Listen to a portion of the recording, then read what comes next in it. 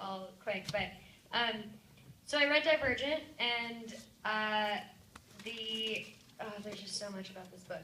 Okay, first off, the title, let's just all acknowledge that. Diverge, like diverge from mediocrity, diverge from the mainstream. To have a young adult franchise that's about that is so important, so beautiful, and amazing that an author has the courage and bravery to create a series that revolves around that one fact itself. I loved the fact that Triss is not inherently a superhero. She wasn't born a badass. She didn't start off really strong and really empowered and really cool. She started off really vulnerable and in a very sensitive position. And she had to make a choice and then face the consequences of that choice, whether it was good or bad or right or wrong. But I guess all choices in life are right? Because we're always just moving forward. And Triss discovers that on her journey. And I love that there was a book and now a movie that sort of exemplifies what that journey can look like. And so often, right now we're doing a bunch of press, and they're like, how does it feel to play an empowered, strong woman, women rising to power? And I think that it's great, obviously, like, the more that females are acknowledged, it's beautiful, and it's so important right now. But at the same time, you can't acknowledge females and then discredit males, and I think that this movie and this book does that as well. You see the relationship between For and Triss, and their relationship is equal. They're both treated equally. And their partnership is not based on the fundamentals of being physically attracted to one another, and that's it, or being, or falling in love with each other overnight, which is just not real. It's just not real. It doesn't happen that way, at least in my experience.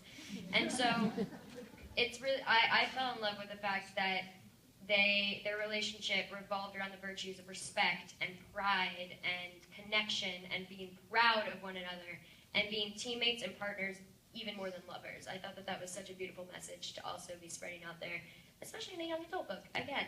I really loved that Kate Winslet's character was the antagonist. I know you asked about what I loved about Triss, but I just figured I'd talk about the whole book itself.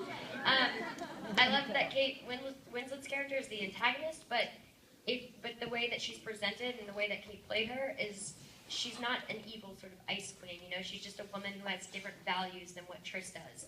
And even though what she's doing is wrong, going in and taking over another society and creating a murderous situation, Triss is also, murdering people. And so I thought it was interesting to sort of put them, it's a sad truth, but she is, and so to put them together and realize that, wow, neither is right or wrong if you look at it from that perspective. They just have different viewpoints, which you can relate to the Democrats, Republicans, whatever.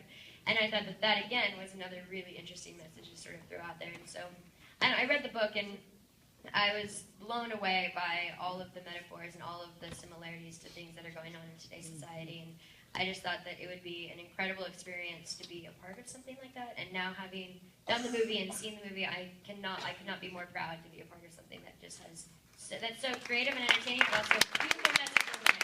All right.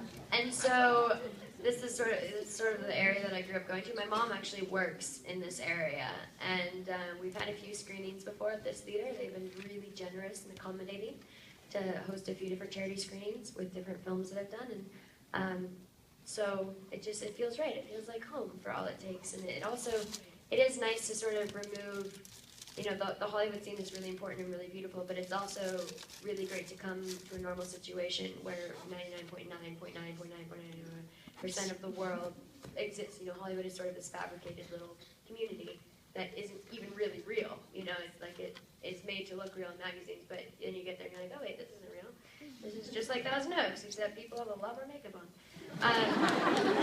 So it feels right here. It feels comfortable, and MovieCo has been so generous, like I said. So it's home for all it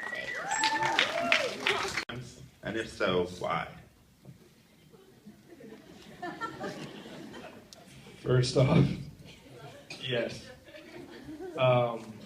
Yeah, I think I feel like I've got a serious question. Yeah, it's tough because you judge yourself and you sort of, your hardest critic or whatever. That's a tough one. Everyone sort of hates watching themselves, right? No? Right? Yeah, I'm trying to find a cool way to sort of come about this. It's, what, if you do a bad job, you can learn a lot from it, and you know, when I would go to acting schools and stuff, there was a class I took where they sort of showed you back your audition that you did, or this sort of scene you would be, you know, sort of rehearsing. And it was interesting to watch myself for the first time. And yeah, you just kind of, you can take a lot of things from it, and you can sort of learn from it in a way. Sorry, that's it.